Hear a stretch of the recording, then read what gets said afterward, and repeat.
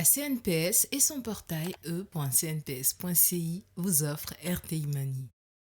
Bonsoir et bienvenue dans RTI Money, votre magazine business qui vous parle de la gestion de vos finances, de votre patrimoine et de votre argent. RTI Money reçoit ce soir une entrepreneure passionnée du café Made in Côte d'Ivoire et le mot n'est pas fort. Elle est ce qu'on appelle une caféologue. Mais qu'est-ce que c'est? Où trouve-t-on le meilleur café en Côte d'Ivoire? Que vaut notre café? Quels sont les produits dérivés? Quelle traçabilité? Bref, nous saurons tout sur le café Made in Côte d'Ivoire avec la créatrice et directrice de la marque Rituel Café, Maria Dion Gokane. Bonsoir. Bonsoir Justine. Merci d'avoir accepté notre invitation. Merci. À l'aide de votre expertise, on saura tout, je le disais, sur le café Made in Côte d'Ivoire. Mais avant, un petit tour de table avec Stéphanie qui mettra un baume au cœur des futures mamans.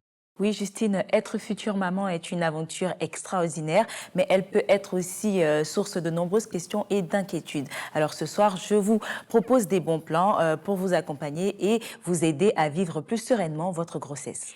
Ensuite, avec Aceta, il sera question d'un sujet qui va peut-être vous intéresser. Il s'agit de l'inclusion financière des femmes. Tout à fait, Justine. Alors, plus globalement, en Côte d'Ivoire, l'inclusion financière s'améliore grâce notamment à la création de produits adaptés aux populations rurales et non alphabétisées, mais aussi à des campagnes de sensibilisation initiées par des acteurs privés. Et je vous donne des détails dans cette émission. Et enfin, Rick, qui nous raconte les dessous des chiffres, nous parle ce soir des économies africaines les plus innovantes. Alors, à la une de Éco-Chiffres ce soir, on a le chiffre 15 qui représente le positionnement de la Côte d'Ivoire dans le classement des économies africaines les plus innovantes. Alors, comment est établi ce classement? Quelle est l'économie africaine la plus innovante pour 2023? On en parle ce soir. Je vous propose de commencer tout de suite avec vous, Rick. C'est parti pour Éco-Chiffres.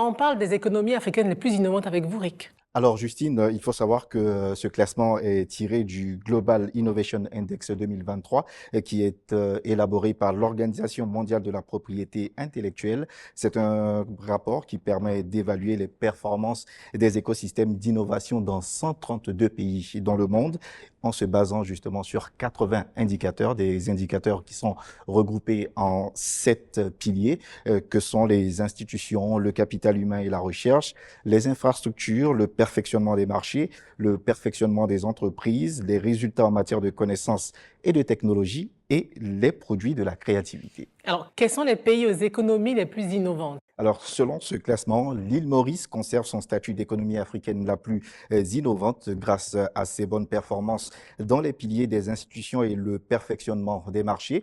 En deuxième position, nous avons l'Afrique du Sud. Le Maroc se classe troisième, la Tunisie est quatrième et le Botswana referme le top 5. Dans le reste du classement, on retrouve l'Égypte, le Cap-Vert, le Sénégal, la Namibie et le Ghana. Il faut noter, c'est un rapport qui met en évidence que 7 pays du continent sont parmi les 21 économies qui surpassent les attentes en matière d'innovation par rapport à leur niveau de développement économique. Et parmi ces pays, on retrouve l'Afrique du Sud, la Tunisie, le Maroc, le Sénégal, le Rwanda, mais aussi Madagascar et le Burundi.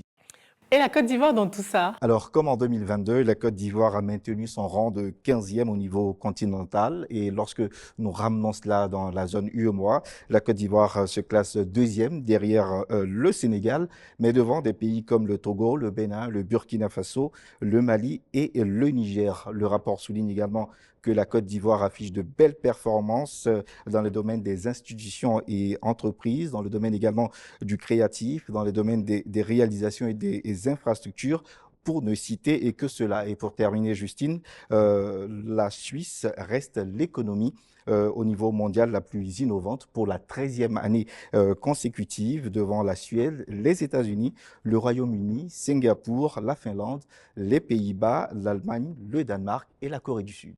Merci Rick et nous allons maintenant découvrir le 24 heures sur l'inclusion financière avec Aceta.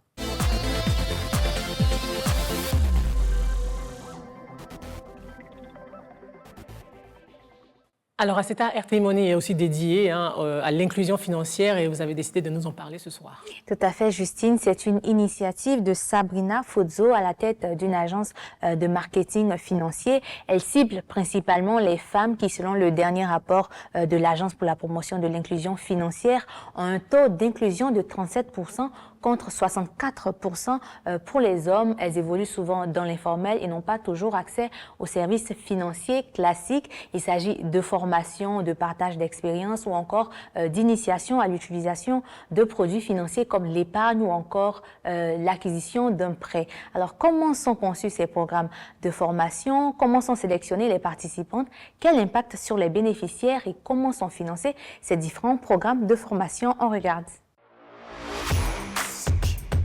Pagne, sacs, une multitude d'articles vendus dans ce magasin tenu par Viviane Kwa. Ce matin, elle est plongée dans l'inventaire, une tâche essentielle qui lui permet de savoir quels produits sont disponibles et lesquels nécessitent un réapprovisionnement. Ça là, ça reste combien? Ça reste 3 pailles. Dans 3 pailles, il faut mettre 5. Et ça? Il faut mettre tous 5. Ce magasin, elle a ouvert en 2014. Cette année, elle a réussi à en ouvrir un deuxième. Un investissement de 8 millions de francs CFA qu'elle a pu obtenir grâce à une microfinance. Moi-même, j'avais un peu d'argent. Maintenant, j'ai une tante là, elle me parlait toujours que si tu vas faire ouverture dans une banque, peut-être tu peux avoir prêt pour travailler. Donc c'est comme ça, j'ai pris mon courage et puis je suis allé. Ils m'ont demandé une somme, j'ai versé, ils m'ont donné crédit. Et j'ai commencé à vendre. C'est ça qui m'a fait grandir aujourd'hui. Avant, moi, je ne sais pas que même si tu as 100 000, tu peux ouvrir compte. Moi, je pensais que ceux qui ont l'argent à la banque, ils ont l'argent jusqu'à... Même si tu as 100 000 ou 200 000, tu peux ouvrir compte. Depuis sa bonne expérience avec la microfinance, elle comprend désormais l'importance de l'éducation financière. C'est pourquoi elle participe activement aux ateliers organisés par des institutions financières.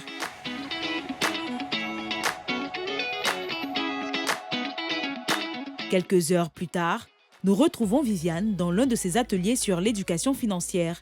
Et aussi, tout à l'heure, j'ai entendu, Mme Djekem m'a entendu, moi, je ne veux pas crédit parce que ça ne s'est pas bien passé.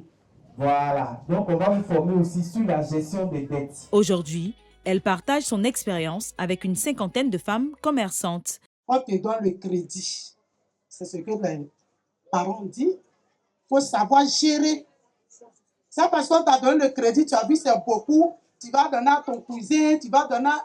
Il faut gérer. Pour elle, faire ce storytelling est important pour aider les autres femmes à être moins réfractaires aux services financiers.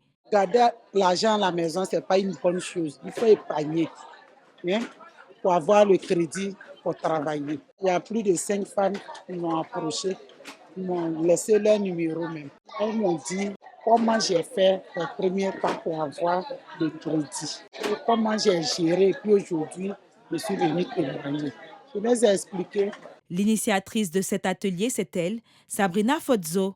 Elle dirige une agence spécialisée en marketing des services financiers. Et on a pris sur nous de sillonner les marchés et d'aller vers nos mamans, vers nos sœurs, pour comprendre leur quotidien, comprendre leurs challenges. En plus de ces ateliers, elle a mis en place une académie pour répondre au manque d'éducation financière des femmes du secteur informel. Son but, accompagner ces femmes vers une réelle et efficace inclusion financière.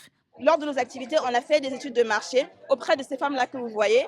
Et parmi elles, près de 90% d'entre elles ne sont même pas bancarisées. Et pourtant, elles sont des femmes actives. Elles ont des revenus quotidiens ou mensuels. Elles ont des business qu'elles gèrent. Mais elles n'ont même pas cette notion d'utiliser les services financiers. Lors de cette académie, elles vont suivre des cours pendant 2 mois où elles seront formées sur les concepts de base de la finance pour qu'elles comprennent au moins qu'est-ce que c'est qu'un prêt, une épargne, un budget, qu'elles aient vraiment les notions pour mieux gérer aussi leurs activités. Donc, en parallèle de la formation, ces 100 femmes vont ouvrir leur compte dans la microfinance. Ils ont des crédits qui vont leur être alloués pour qu'elles puissent développer leur business. Selon les dernières données de la BCAO, le taux global d'utilisation des services financiers de la Côte d'Ivoire s'élève à 83,6%. Maria Dion, les questions de financement de femmes, est-ce que c'est des questions qui vous touchent particulièrement? Ben, bien sûr, parce qu'en tant qu'entrepreneur, donc on est confronté justement à l'accès aussi au crédit, au financement de nos projets, et c'est pas toujours évident. Et quand on est femme et qu'on est seule aussi, on a des problèmes et des difficultés pour pouvoir avoir accès au financement. Alors, Aceta a peut-être des solutions avec, en nous donnant le nom des champions en matière d'inclusion financière dans l'UEMOA. Selon un rapport publié en octobre 2023 par la BCAO sur la situation de l'inclusion financière dans l'UEMOA pour le courant de l'année 2022, la première marche du podium est occupée par le Togo avec un taux d'inclusion financière de 86,99%. Le pays se positionne comme le hub de la finance dans cette zone. Et pour consolider sa position, les autorités continuent de mener des actions dans le sens de l'inclusion financière, comme l'adoption d'un décret en septembre 2022 portant création et organisation de l'Observatoire de la qualité des services financiers du Togo. C'est un organisme qui a pour principale mission d'assurer la conformité des coûts et la qualité des services financiers octroyés aux populations. Sur la deuxième marche, on a le Bénin avec un taux de 86,81%. Le Bénin qui a une population de plus de 13 millions d'habitants, cela signifie que 11 millions de Béninois ont accès aux services financiers. Selon le même rapport, le Bénin mène plusieurs initiatives pour améliorer leur position en termes d'inclusion financière, comme la prise d'un arrêté en septembre 2022 portant interdiction de toute discrimination basée sur le genre dans tout ce qui est accès au crédit. Et on a aussi des formations données à 71 548 personnes sur l'éducation financière digitale. C'est une formation qui a été financée par le Fonds national de la microfinance du Bénin. Et pour terminer le top 3, on a la Côte d'Ivoire avec un taux de 83,55% de taux d'inclusion financière. Parmi les grandes actions menées par le pays pour booster le taux d'inclusion financière, on a la mise en place en 2019 du SNIF, Stratégie nationale de l'inclusion financière, qui a pour objectif l'amélioration de l'accès aux services financiers des populations dites vulnérables, la promotion de la finance numérique et aussi la protection des clients. Merci Aceta et découvrons à présent les bons plans de Stéphanie.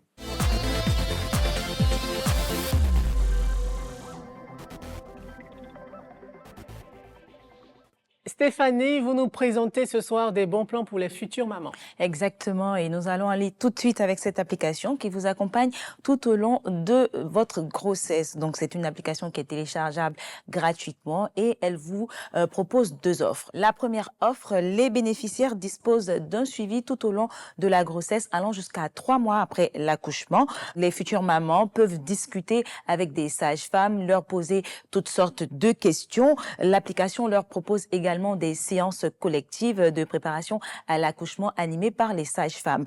Donc cette formule coûte 5 000 francs CFA et est payable tous les mois. La seconde offre, les futures mamans en plus du suivi en ligne bénéficient d'un suivi dans une clinique privée. L'application est en partenariat avec une assurance et cette assurance-là a un réseau de 3 cliniques privées. Donc les visites médicales, l'échographie, l'accouchement sont couvertes à 100% par cette assurance-là. En plus, vous avez droit à 3 visites à domicile de sages-femmes avant et après l'accouchement. Et cette offre-là coûte 60 000 francs CFA et est payable tous les mois. Nous allons tout de suite avec une autre application, c'est celle-là. Elle est entièrement gratuite. Elle est dédiée au suivi de grossesse et à l'accompagnement parental. Elle propose une variété de fonctionnalités, notamment des conseils parentaux, des articles sur le développement de l'enfant, des discussions avec d'autres mamans. Il est possible de noter ses rendez-vous et les différentes tâches à effectuer tout au long de la journée. Vous avez aussi des coordonnées de médecins et de crèches. Vous avez des recommandations pour vos achats, notamment des produits nécessaires pour l'allaitement ou la chambre de bébé et bien d'autres. Merci Stéphanie, c'est l'heure de la pause à présent, mais nous revenons dans quelques instants pour notre interview cash avec notre invitée Marie-Ndiongo Kane, fondatrice et promotrice de Rituel Café, une marque de café made in Côte d'Ivoire qui va nous parler du potentiel du café ivoirien. Ne bougez surtout pas, à tout de suite.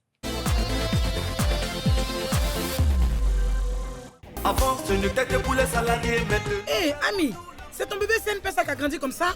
Oui, oh. Ah, c'est qu'il faut bien m'expliquer cette histoire-là. Pardon. C'est très simple. J'ai cotisé 400 francs chaque jour sans frais. Et quand je suis tombée enceinte, la CNPS m'a versé 100 000 francs par mois pendant 3 mois à partir du 8e mois. Voilà, CNPS Kadide.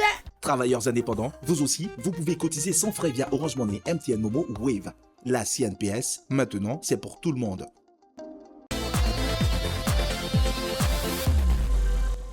Nous sommes de retour sur le plateau de RTI Mani, toujours en compagnie de notre invité, notre caféologue, qui va maintenant tout nous dire sur le potentiel du café ivoirien. Alors, avant d'aller plus loin, c'est quoi une caféologue? Une caféologue, en fait, c'est une spécialiste du café. Donc, c'est une personne qui va intervenir sur toute la chaîne de valeur du café, qui va travailler vraiment tout ce qui est arôme, tout ce qui est produits fins, qui va mettre en avant, en fait, les cafés pour qu'ils soient sublimés. Donc, la caféologie, en fait, c'est la science du café. C'est comme l'œnologie, en fait, mais c'est dans le café. Mais c'est un peu plus vaste. Alors, où est-ce qu'on trouve le meilleur café en Côte d'Ivoire? Et puis, qu'est-ce qui fait qu'on dit qu'un café est bon? D'accord. On va trouver le meilleur café. Bon, c'est pas moi qui le dis, hein, c'est plusieurs éléments qui vont rentrer en ligne de compte. Mais le vrai juge, c'est le consommateur. La région du Tankoui, la région de l'ouest de la Côte d'Ivoire, est réputée pour faire de très bons cafés. Pourquoi? Déjà, par rapport à la situation géographique, par rapport à la végétation, par rapport au climat, par rapport aux montagnes qu'il y a là-bas, mais par rapport à la typologie de sol aussi. On a des sols ferralitiques, et les sols ferralitiques sont des sols qui vont nous permettre de leur profondeur, des minéraux qu'ils vont contenir et tout. Donc, c'est des sols qui sont propices à l'agriculture et à ces cultures-là. Et en plus de ça, dans cette région, on a beaucoup de plantations ombragées, ce qui n'est pas le cas dans les autres régions où c'est en plein soleil, alors que là-bas, on a des plantations qui sont faites avec des arbres donc sous ombrage, et c'est la meilleure façon de pouvoir produire du café. Donc toutes ces raisons-là expliquent pourquoi ce café-là est aussi bon.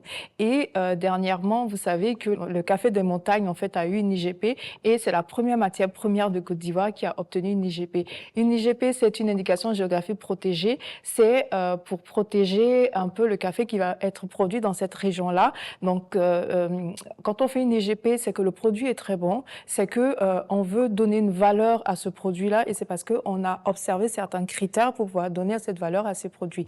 Donc les produits qui vont venir de cette région-là, logiquement, si tout est respecté, devraient être plus valorisés que les produits qui viennent d'ailleurs. Et on doit respecter certains critères justement pour pouvoir être appelé café des montagnes, pour avoir la labellisation. Et vous, le café, ce n'est pas seulement la boisson chaude que nous connaissons tous, c'est beaucoup plus. Exactement, parce que du café qu'on connaît, on ne connaît que 10% de son potentiel. Donc, c'est-à-dire que c'est le noyau. Et un café, c'est un arbre. Il a du bois, il a des fleurs, il a des feuilles, il a un fruit. Et nous, on va prendre que le noyau. Mais qu'est-ce qu'on fait de tout le reste? Et c'est là, en ce moment, où moi, je mets en avant mes compétences pour amener les producteurs, justement, à profiter du potentiel de l'arbre caféier. On va utiliser la pulpe et la peau de la cerise de café, par exemple. On voit à l'écran en ce moment. En ce moment, ça, c'est de la confiture de café. Donc, c'est quelque chose que j'ai produit, justement, à partir du café. On a aussi le sirop de café. Tout ça, c'est des produits qui ont été développés pour les personnes qui ne veulent pas consommer du café, ou qui refusent de consommer du café, ou qui pensent qu'elles ne peuvent pas consommer du café. Il y a le miel de fleur de caféier aussi. On utilise la fleur de café, qui est un potentiel de l'arbre caféier, pour pouvoir produire son propre miel. La pulpe et la peau de la cerise de café, la cascara dont je parlais, pour faire des infusions. C'est comme du thé. Donc, on va avoir une saveur qui va rappeler un peu le bissap, hein, voilà, qui va rappeler le bissap et tout. On fait aussi des produits cosmétiques à partir du café, parce que le café est très bon pour la peau. Le café ne se consomme pas seulement par la voie orale, mais ça peut se consommer aussi par la peau. Et la santé passe par la peau. Donc, le café est très bon pour la peau, pour la circulation sanguine, pour faire partir toutes les imperfections. Donc, voilà toute une multitude de produits qu'on peut utiliser à partir de l'arbre caféier. Donc, dans le café, tout se consomme, en fait. Rien ne se perd, tout se transforme. Donc, c'est ce qu'il faut montrer. Et le café, c'est un produit d'avenir. Donc, c'est la deuxième boisson qu'on consomme le plus dans le monde, après l'eau. C'est la première denrée alimentaire qui s'échange dans le monde. C'est la deuxième matière première après le pétrole. Donc, le café a un potentiel qu'il faut exploiter. Est-ce qu'une caféologue gagne bien sa vie et quelle partie de la chaîne de valeur est la plus rentable? Un caféologue peut gagner bien sa vie, mais c'est une entreprise. Donc, si on ne va pas chercher les clients, on n'aura pas d'argent à la fin du mois. Donc, pour être caféologue, c'est vrai qu'on va créer les produits et comme on intervient sur toute la chaîne de valeur du café, il y a plusieurs métiers en fait dedans. Donc, il n'y a pas que la création des produits que je fais. Ça, c'est vraiment une partie, mais il y a tous les conseils qu'on donne à côté. Quand il faut former les producteurs, c'est une entrée d'argent. Quand il faut accompagner les gens dans leurs projets pour pouvoir créer leur marque, pour pouvoir créer des produits, c'est une manne financière. Quand il faut représenter, quand il faut faire des ateliers, quand il faut... il y a plusieurs axes en fait dans le métier de caféologue. Quand il faut détecter les arômes, quand il faut faire des tests d'analyse sensorielle et tout, c'est aussi une manne financière. Donc en fait, il faut savoir découper son activité en domaines d'activité stratégiques pour pouvoir aller chercher de l'argent là où il faut. Et puis les produits, c'est une manière de faire connaître en fait la marque et l'activité. Vous parcourez le monde, vous participez à des expositions. Est-ce que c'est votre manière c'est votre stratégie pour promouvoir le café ivoirien? Et puis, quelles sont les tendances actuelles mondiales au niveau du café? C'est vrai que les gens ignorent que la Côte d'Ivoire est une nation de café parce qu'on est numéro 1 au niveau du cacao et de la noix de cajou. Mais la Côte d'Ivoire est aussi une nation de café. Malheureusement, nous sommes que 4e exportateur africain de café et 17e mondial. Mais la Côte d'Ivoire demeure une nation de café. Et donc, c'est important que sur le plan international, les gens se le rappellent, que les gens le sachent et que les gens découvrent en fait le potentiel de notre café. Et c'est important pour moi d'être présent sur la scène internationale pour qu'il y ait ce regard-là sur la Côte d'Ivoire et que on vienne et qu'on fasse découvrir ce potentiel que nous avons. Et ça va redynamiser aussi notre économie parce que nos planteurs sont découragés et la production de la Côte d'Ivoire avait décliné. Et donc, quand on nous voit de plus en plus présents sur le plan international, ça donne des envies de venir voir ce qui se passe du côté de la Côte d'Ivoire. Alors, il y a l'idée selon laquelle les Africains, les Ivoiriens notamment, ne consomment pas ce qu'ils produisent. En tenant compte de ce défi-là, d'amener les Ivoiriens, les Africains à consommer leur propre production et en tenant compte également des nombreux défis que j'imagine dans le secteur, comment vous voyez la culture du café dans les prochaines années? D'accord. Déjà, il faut savoir que le café est africain. Donc, beaucoup d'Ivoiriens, beaucoup d'Africains ignorent que le café est né en Afrique. Le café est né pour l'Arabica est né en Éthiopie et pour le Robusta est né dans le bassin du Congo, en RD Congo, Ouganda. Donc déjà, c'est notre produit à nous. Donc c'est à nous de pouvoir le valoriser. Et on est situé dans une zone géographique qui fait que on ne peut produire que le café chez nous, dans cette région-là. Il faut en profiter. Maintenant, si on ne consomme pas le café, il faut emmener le café dans les habitudes des Ivoiriens. Il faut briser les barrières. Il faut voir qu'est-ce qui empêche les Ivoiriens de consommer le café et à ce moment-là, proposer des produits qui vont les amener à consommer ce café-là. C'est notre patrimoine, il faut qu'on l'utilise, il faut qu'on le mette en avant. Et comme stratégie, moi j'ai créé d'autres produits. Je sais que les Ivoiriens, aiment beaucoup tout ce qui va être sucré, tout ce qui va remplacer des boissons café. Donc j'ai créé des cocktails au café qui peuvent se boire à tout moment. Tout le monde peut consommer le café. J'ai créé des confitures, des sirops pour les enfants. Même les enfants peuvent consommer et doivent consommer du café parce que la caféine, c'est bon pour les fonctions cognitives. Et l'enfant doit avoir un certain taux de caféine par jour. Et j'ai créé aussi des ateliers, des activités ludiques autour du café pour qu'on apprenne à connaître le café. Et il faut que la jeune génération prenne le relais parce que de plus en plus de planteurs sont vieux et partent à la retraite ou meurent et les enfants ne reprennent pas les plantations. J'ai découvert plein de personnes qui me disent mon père avait une plantation, on l'a laissé à l'abandon. Donc je veux montrer que le métier dans le café est différent. C'est plus ce qu'on faisait avant. On produit pas seulement pour vendre, on peut transformer. Donc si on va à la transformation, on a énormément de produits à faire et on va rentrer dans le quotidien des Ivoiriens pour qu'on puisse consommer le café. Maria Dion Gokan, merci d'avoir répondu aux questions d'RTI Mani. Merci beaucoup. Merci Aceta, merci Rick, Stéphanie.